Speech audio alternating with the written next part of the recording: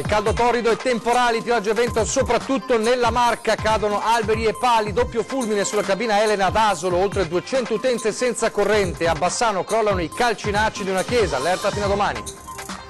Tempesta Vaia, aperti i bandi per i risarcimenti di imprese e private, le richieste potranno essere fatte fino al 10 di luglio. A 2 giorni dalla tragedia di Gorizia che ha costato la vita a 3 persone emergono nuovi indizi, in particolare attorno alla figura di Fabrizio Facchettin, il disabile dal cui appartamento si è innescata l'esplosione. 2 settimane fa lo straziante omicidio di Marianna Sandonà, la donna di Montegaldella uccisa a coltellate dall'ex compagno, ieri in sua memoria una marcia silenziosa in paese. Corse alle Olimpiadi invernali 2026, diplomazia al lavoro, weekend decisivo per il voto di Losanna lunedì. L'assessore regionale al turismo Caner dice il nostro dossier è il migliore ma attenti alle trame della politica. Ieri sera all'Arena di Verona l'avvio della stagione operistica con la Traviata allestita da Franco Zeffirelli prima della morte del maestro, applausi a scena aperta, presente anche il capo dello Stato, Sergio Mattarella. Sport basket stasera al Taliercio, gara 7 delle finali scudetto, la Reyer a caccia del tricolore contro una agguerrita Sassari. Telespettatori di Antenna 3, buongiorno, bentrovati alla prima edizione dei nostri telegiornali. E dunque in primo piano parliamo del maltempo, lo avevamo annunciato anche nei nostri servizi di ieri con le parole del meteorologo Giancarlo Iannicelli, dunque una giornata in cui la previsione era quella di temporali prima del ritorno del caldo da domenica, da domani e per tutta la settimana prossima. Temporali che sono arrivati, nubifragi soprattutto nella Marca trevigiana, anche forti raffiche di vento e non sono mancati disagi, i vigili del fuoco al lavoro dalle prime luci del mattino per cadute di piante, pali pericolanti e straripamenti di corsi d'acqua. Dopo la grandinata dell'altro ieri è tornato il maltempo, raffiche di vento e pioggia, fin dalle prime luci del mattino i vigili del fuoco sono usciti per numerosi interventi. Le zone maggiormente colpite sono Asolo, Castelfranco, Conegliano e Montebelluna, temporali che secondo le previsioni torneranno anche nel pomeriggio. Molti gli alberi che sono caduti sulle strade creando disagi al transito delle vetture, non solo, ma a Montebelluna una grossa acacia sta bloccando la strada tra i condomini in via Leonora Dus. Ed ancora, sempre nello stesso comune, ma in via Jacopo da Ponte, i vigili del fuoco stanno supportando i tecnici dell'Enel per un intervento su una cabina elettrica dove si è scaricato un fulmine. A San Floriano di Castelfranco il forte vento ha fatto cadere 5 pali telecom sulla strada e continuano le chiamate al centralino del 115, alberi pericolanti e strade bloccate. Tra Nervese e Arcade si è registrata una fuoriuscita di acqua da un canale in piazzale Berti. Insomma, ieri è iniziata l'estate, ma oggi lo spettacolo è quasi invernale. Disagi anche a Gorgo al Monticano, dove un grosso albero è caduto proprio vicino all'ecocentro, mentre a Fontanelle un palo telecom è caduto con i relativi fili sulle macchine parcheggiate lì vicino. Situazione davvero difficile per i vigili del fuoco che stanno intervenendo in tutta la Marca. Domani dovrebbe tornare a splendere il sole, ma per oggi gli ombrelli sono di rigore. A far maggiormente paura però sono le raffiche di vento. Allora, sentivamo del doppio fulmine che ha colpito la cabina Enel nella zona di Asolo. Allora, ad Asolo per noi c'è Lucio Zanato, ci sono oltre 200 utenze senza corrente, mi confermi Lucio? Sì, buongiorno Nicola, buongiorno ai nostri telespettatori. Sono ad Asolo in via da Ponte, diciamo nel quadrante di Casella d'Asolo, con tutta una serie di condomini, di case, di villette, tutte rigorosamente senza corrente. Questa mattina intorno alle 8 un grosso boato ha svegliato tantissima gente, tutti mi hanno detto sembrava una bomba, una cosa pazzesca, e questo fulmine pare addirittura che sia uno che poi attraverso la via di terra sia arrivato alla cabina telefonica, forse ce ne sono 2, in realtà c'è insomma una cabina telefonica dell'Enel è andata completamente a fuoco e un grosso gelso spaccato proprio in più pezzi.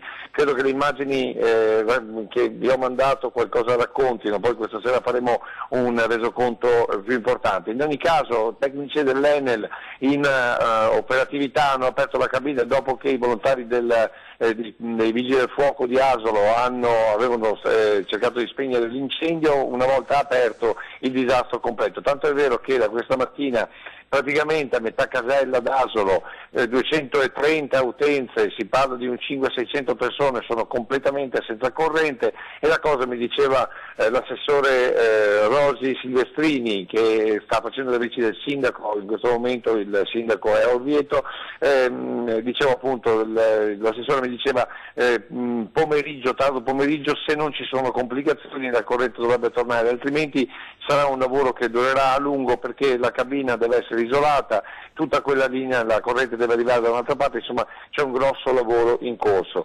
Mi permetto di dire che i Vigili del Fuoco qualche minuto fa hanno dato la lista degli interventi, sono usciti in quasi 50 punti nella Marca Trevigiana, pali della Telecom sono caduti non solo, come abbiamo sentito, a Fontanelle ma anche a Meduna, poi ci sono stati problemi di allagamento nella zona di Nerveso della Battaglia, insomma un sabato mattina devo dire abbastanza problematico per i Vigili del Fuoco, ma soprattutto per i cittadini della Marca. Adesso in questo momento qui ad Asolo sta tornando a splendere il sole, il pomeriggio però le nuvole ce ne sono e sono abbastanza cupe tutto intorno, speriamo bene.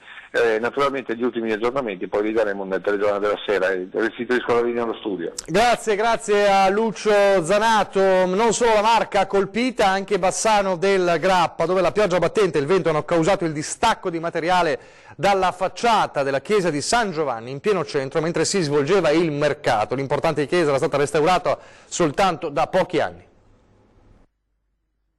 Questa mattina sono stato chiamato prima dal sacrestano, poi addirittura dalla polizia locale e dai vigili del fuoco, che appunto c'era stato questo cedimento di calcinacci qui dal cornicione laterale di San Giovanni. Don Andrea è stato chiamato all'improvviso e i passanti in Piazza della Libertà se la sono vista brutta sabato mattina in pieno mercato, quando calcinacci sono piombati dalla chiesa di San Giovanni. L'intervento dei vigili del fuoco per verificarne la statica e mettere in sicurezza la situazione è stato immediato e i tecnici del comune hanno provveduto a delimitare l'area a rischio con transegne per evitare qualsiasi problema alle persone. A prima vista pare un'infiltrazione di acqua nel rivestimento di intonaco tra il cornicione e la sovrastante specchiatura, posta a fianco della seconda colonna gigante di destra.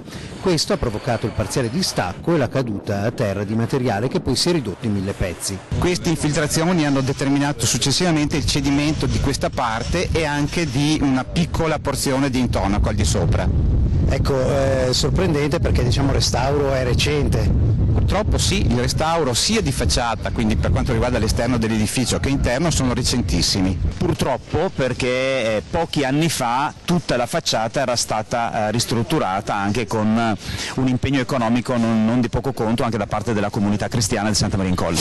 Il distacco del materiale ha quindi colpito, se non le persone, per il fatto che il restauro ha poco più di 5 anni e non si può certo dire che si tratti di un edificio che era monitorato per una qualsiasi emergenza, come invece è accaduto la settimana scorsa per la caduta di detriti da Palazzo Bonaguro. Prenderemo i provvedimenti necessari già la settimana prossima, come peraltro già annunciato. Sono venuto a vedere anche per rendermi conto e capire cosa era accaduto. Dobbiamo effettivamente dare una svolta e fare gli opportuni controlli per tutto il centro storico per fare una verifica puntuale. A proposito di maltempo, imprese e privati che hanno subito danni durante la eccezionale ondata di maltempo di fine autunno, la cosiddetta tempesta Vaia, potranno presentare fino al 10 luglio le domande per accesso ai bandi per contributi pubblici. L'ultima ordinanza firmata dal commissario delegato Luca Zaia permette l'accesso a 5 bandi differenti suddivisi per settore. I settori sono agricolo e forestale, acquacoltura e pesca, imprese del settore foreste, imprese di settori diversi da quello agricolo, forestale, dall'acquacoltura e pesca e privati. La cifra a disposizione per il risarcimento danni a privati e imprese quest'anno, in base a quanto previsto dal decreto del Presidente del Consiglio dei Ministri del 27 febbraio 2019, è di 25 milioni di euro e potrà essere incrementata nel prossimo biennio. I finanziamenti complessivi, infatti, previsti dal citato decreto sono pari a 756 milioni, dei quali circa 232 milioni per l'anno in corso. La cronaca adesso ci porta a parlare della tragedia di Gorizia. 2 giorni dal scoppio dell'esplosione della palazzina che ha costato la vita a 3 persone, emergono sempre nuovi indizi e particolari attorno alla figura ormai emblematica di Fabrizio Facchettin. Prima l'esplosione, il dubbio che fosse una fuga di gas, poi nuovi particolari svelati dalla frase postata da Facchettin sui social, un incidente trasformatosi in inquietante mistero e ora 2 giorni dalla tragedia di Gorizia, dove la palazzina crollata per l'esplosione che ha determinato la morte di 3 persone, emergono nuovi indizi. A preoccupare sono alcune tubature del gas della cucina di Fabrizio Facchettin al piano terra dell'ormai ex palazzina, tranciate di netto. Difficile capire se sia stata l'esplosione la causa di quel danno alle tubature o un gesto volontario, ma chiaramente il fatto che siano tagliate nettamente autorizzerebbe a riflettere. A breve verranno analizzati i corpi di tutte e 3 le vittime di Viale 20 Settembre e magari si potrà capire qualcosa di più. La Procura di Gorizia ha continuato le indagini ascoltando molte persone e chi si è presentato in procura ha riferito agli inquirenti di aver notato strani comportamenti da parte di Fabrizio negli ultimi tempi. L'uomo era tra l'altro seguito da un centro specializzato a Gorizia per trattamenti in difficoltà psicologiche. La trama quindi si infittisce con nuovi dettagli che stanno dipingendo un panorama sempre più inquietante. 2 settimane fa l'omicidio di Marianna Sandonà, la donna di Montecaldella uccisa a coltellate dall'ex compagno. Ieri in sua memoria una marcia silenziosa in paese. C'erano donne, uomini, qualche bambino, c'erano tanti sindaci, c'era il papà della giovane. Montecaldella si è fermata alle 18 di venerdì nel nome di Marianna Sandonà. La sua giovane vita è stata spezzata l'8 giugno, sabato in odor d'estate, dal suo ex compagno Luigi Segnini, il camionista 38enne, adesso in stato d'arresto nell'infermeria del carcere 2 Palazzi di Padova, che ha inferito sul corpo della donna con 19 coltellate, ferendo in modo grave anche Paolo Zorzi, compagno di lavoro di Marianna, tuttora ricoverato in ospedale in condizioni gravi. La fascia tricolore indossata da qualche giorno è toccato a Ciro Piccoli, il sindaco di Montecaldella, spezzare il silenzio. Con il silenzio assordante nei nostri passi e nei nostri pensieri di oggi facciamo in modo non solo di condannare questo episodio con forza, ma anche di agire in modo incisivo affinché tutti insieme a conoscenza e possano prendere le distanze. Un camminare lento, i pensieri rivolti alle 27 donne morte dall'inizio dell'anno, il cuore in lacrime per Marianna Sandonà. A organizzare questo momento l'associazione Donna chiama Donna. Siamo di fronte ad un'emergenza sociale e culturale. Le leggi ci sono, ma vanno applicate severamente. La rete di supporto territoriale funziona, dai centri antiviolenza alle forze dell'ordine, al pronto soccorso, ai servizi sociali. Spesso però siamo donne che manifestano contro la violenza alle donne, ma non è più sufficiente. Serve l'aiuto di tutti, delle donne e degli uomini, perché morti tragiche come quelle di Marianna Sandonà non si piangano più. E mentre continuano le indagini per ricostruire in modo esatto quanto accaduto in questo condominio di Montecaldella, i familiari, gli amici, i colleghi di lavoro si ritroveranno mercoledì prossimo nella chiesa parrocchiale di Grisignano per l'ultimo commosso saluto a Marianna e alla sua giovane vita spezzata. Nel Vicentino un'anziana miracolosamente illesa dopo che un furgone è entrato nella sua abitazione. Sarego. Intervento dei vigili del fuoco la scorsa notte, poco prima delle 2:30, per un furgone finito contro uno stabile in via Manzoni. L'uomo, un 38enne vicentino, ha perso il controllo del mezzo mentre percorreva la strada in direzione Lonigo, andando a schiantarsi contro la saracinesca e abbattendo parzialmente il muro. Miracolosamente illesa l'anziana che viveva all'interno dell'abitazione, che dormiva in una stanza poco distante dal luogo dell'impatto. L'autista del mezzo invece è stato soccorso dai sanitari del SUEM e trasportato in ospedale.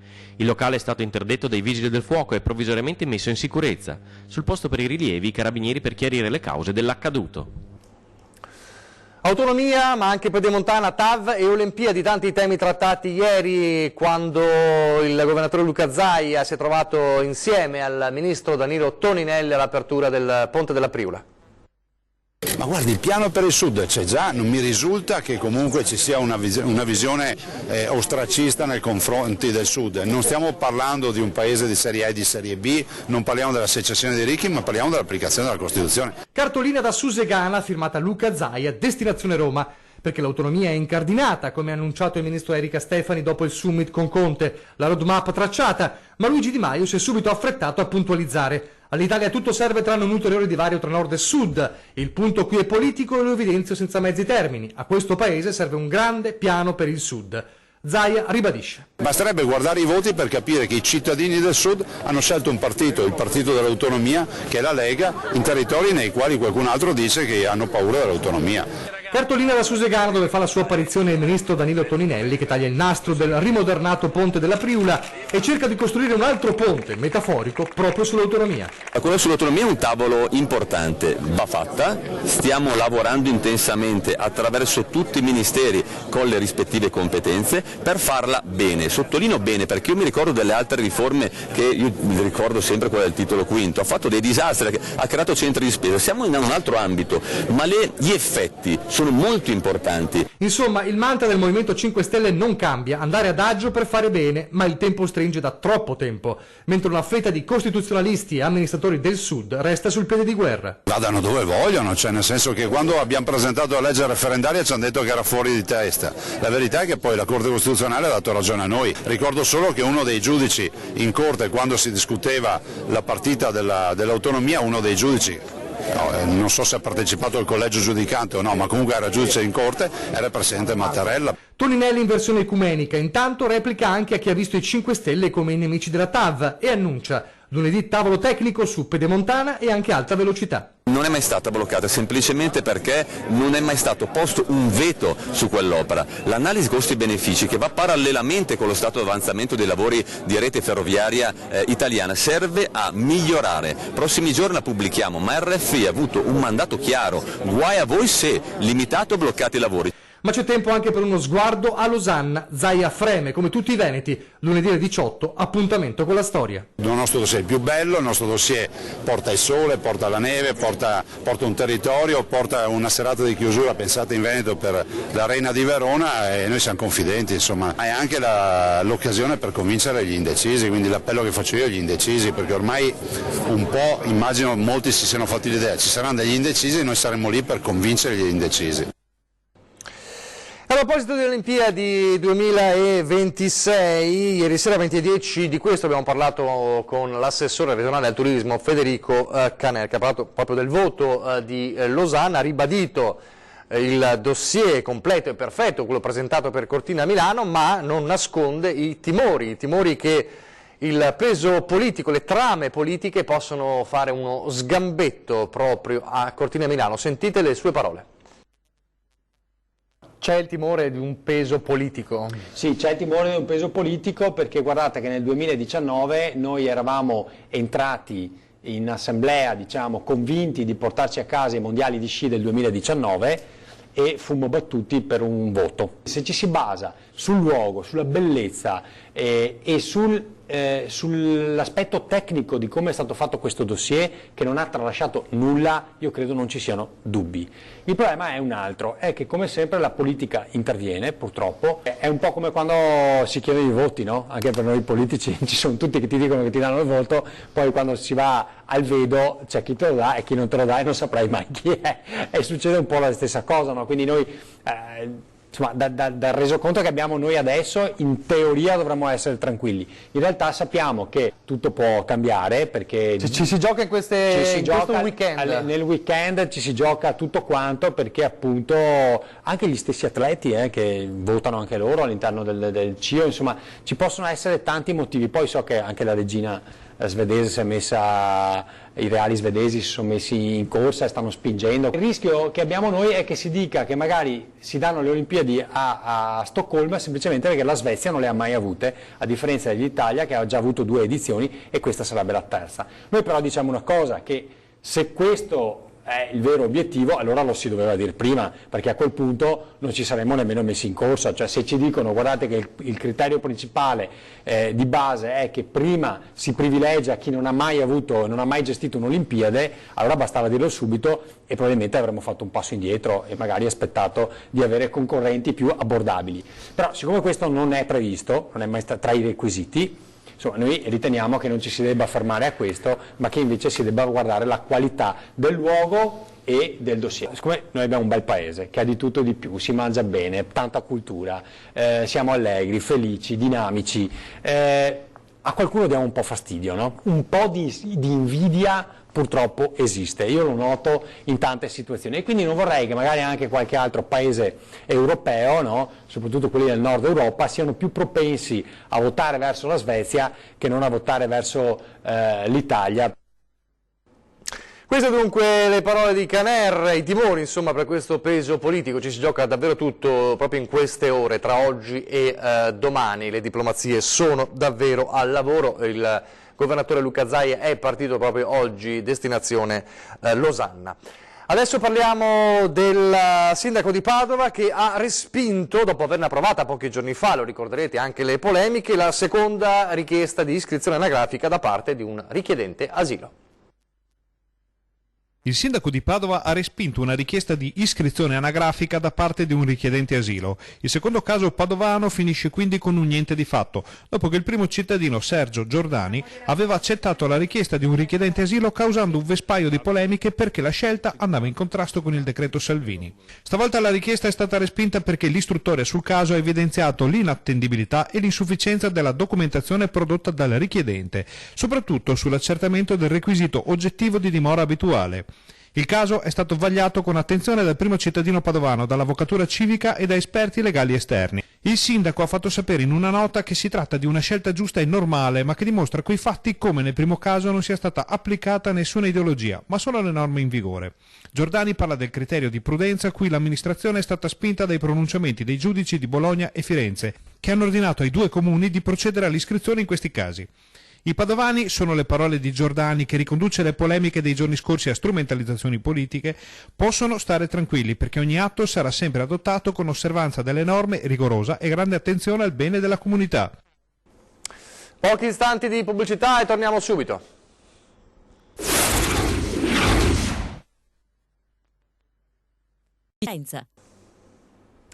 Rieccoci in studio in diretta alla prima edizione del nostro telegiornale, ricorderete la vicenda della soldatessa, l'allievo pilota veneziana che qualche mese fa denunciò atti di nonnismo in una caserma a Latina. Ci sono novità sulla sua vicenda, ce le racconta in collegamento telefonico il nostro Filippo Fois. Filippo. Sì, buongiorno. Dunque Giulia Jasmine Schiff potrà coronare il sogno di seguire le orme del padre e diventare pilota militare. È stata riammessa al corso dell'Accademia Aeronautica di Pozzuoli con un'ordinanza immediatamente esecutiva da parte del Consiglio di Stato che ha accolto il ricorso presentato dagli avvocati della giovane, una ventenne di Mira. Il caso di Giulia era assunto anche agli onori della cronaca nazionale, siamo nel 2018, attraverso un video nel quale veniva registrato il cosiddetto battesimo del volo, un rito abbastanza conosciuto all'interno dell'aeronautica. Quello di Giulia, però per Giulia era stato particolarmente traumatico. Il video era piuttosto esplicito sugli schiaffi e frustate che hanno provocato alla giovane parecchi lividi che aveva dovuto subire durante questo rito di iniziazione, per così dire. Al rientro poi dell'Accademia, dopo la denuncia da parte della ragazza, era arrivata l'espulsione. Il sergente, si leggeva da parte della Commissione Permanente di Attitudine, ha palesato mancanze nel rispetto delle vigenti regole dell'istituto, delle norme di vita dell'Accademia, nonché di quelle impartite dal comando. Era stato un grosso caso del quale si era interessato anche la Ministra della Difesa Elisabetta Trenta, che aveva chiesto chiarimenti all'aeronautica, che a ottobre aveva interessato anche la Procura Militare, che aveva avviato un'inchiesta interna. Bene, un caso che adesso pare essersi risolto con la riammissione di Giulia Schiff al corso dell'Accademia Aeronautica. Con questo per ora è tutto, vi restituiamo la linea. Grazie a Filippo Fois. A Montagnana una manifestazione, siamo nel Padovano per chiedere l'attivazione della parte finale dell'iter del prolungamento della nuova strada regionale 10. Tutti ne parlano, tanti la promettono, ma del prolungamento della nuova strada regionale 10 non v'è traccia. Dopo anni di promesse e tira e molla, però, il montagnanese si è stancato di aspettare e oggi sindaci, imprenditori e cittadini sono scesi in piazza per chiedere che l'iter sia sbloccato. A guidare l'iniziativa, che, sottolineano gli organizzatori, è propositiva e non di protesta, è il sindaco di Montagnana Loredana Borghesan. Quest'ultima ricorda che la manifestazione è volutamente apolitica e sganciata da logiche di bandiera. Il territorio insomma chiede che il prolungamento da Carceri a Legnago della nuova arteria sia fatto e sia fatto subito per lo sviluppo di un'area che sta soffrendo più di altre la crisi degli ultimi anni. Per non parlare del fatto che manca un collegamento diretto e rapido fra Montagnana e l'ospedale di Schiavonia. Vero? E adesso il grande spettacolo e l'emozione di ieri sera all'Arena di Verona, l'avvio della stagione operistica con la Traviata di Giuseppe Verdi allestita da Franco Zeffirelli prima della sua morte. Applausi a scena aperta per il maestro e per la Traviata, presente anche il capo dello Stato, Sergio Mattarella.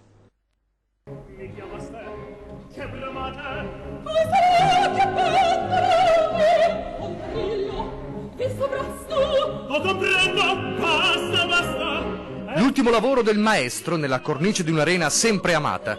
La stagione operistica che si apre in Mondovisione per la Traviata di Giuseppe Verdi nell'allestimento di Franco Zeffirelli a pochi giorni dalla morte del regista.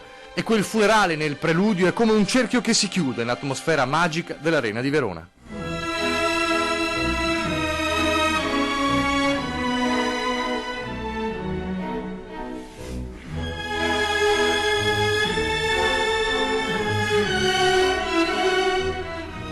Una prima di emozioni davanti al capo dello Stato Sergio Mattarella, tornato a Verona per assistere all'evento. Tutto questo è stato un ricordo eccellente del maestro Zeffirelli, un modo di ricordarlo veramente così come lui sarebbe piaciuto. Daniel Oren dirige un'orchestra e un coro perfetti nell'allestimento quasi cinematografico ideato da Zeffirelli. Il maestro ha amato l'Arena e quest'opera in particolare. Sua verta e femmina, fera amor mio, sferdata. L'Arena di Verona rende affascinante ogni rappresentazione, ma questa è stata una esecuzione della Traviata di straordinaria bellezza, davvero di grande livello artistico. Una serata da standing ovation, l'ultimo regalo di Franco Zeffirelli, l'ultimo sogno di un visionario.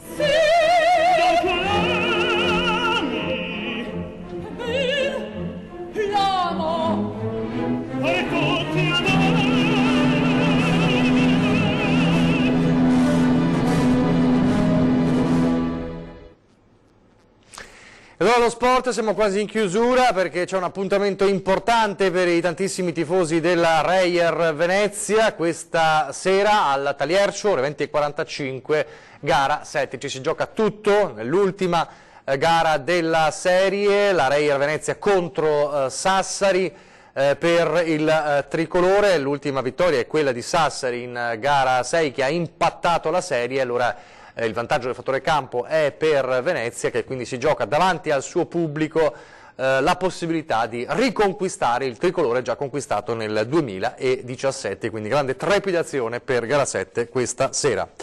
È davvero tutto, vi lascio alle previsioni del tempo, grazie per averci seguito, arrivederci.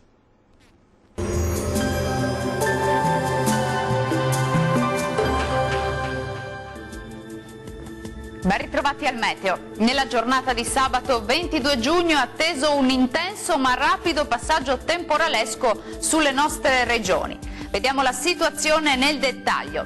Sul Veneto al mattino avremo qualche pioggia solamente sui rilievi bellunesi, col passare delle ore le piogge si estenderanno un po' a tutto il resto del territorio e localmente potranno essere anche intense. Temperature minime tra 18 e 22 gradi, massime comprese invece tra 24 e 30 gradi. Situazione pressoché simile anche sul Friuli Venezia Giulia, con qualche spazio più soleggiato al mattino ma con un veloce peggioramento a partire dal pomeriggio. Ci attendiamo infatti qualche temporale sparso ma piuttosto frequente. Temperature minime tra 20 e 23 gradi, massime oscillanti tra i 26 e i 28 gradi. Uno sguardo infine al Trentino Alto Adige. Avremo condizioni di tempo perturbato con acquazzoni diffusi un po' dappertutto, ma entro le ore serali è atteso un lieve miglioramento. Temperature minime sui 17 gradi, massime invece tra 23 e 24 gradi circa. Bene, dal meteo di Antenna 3 è tutto. Arrivederci.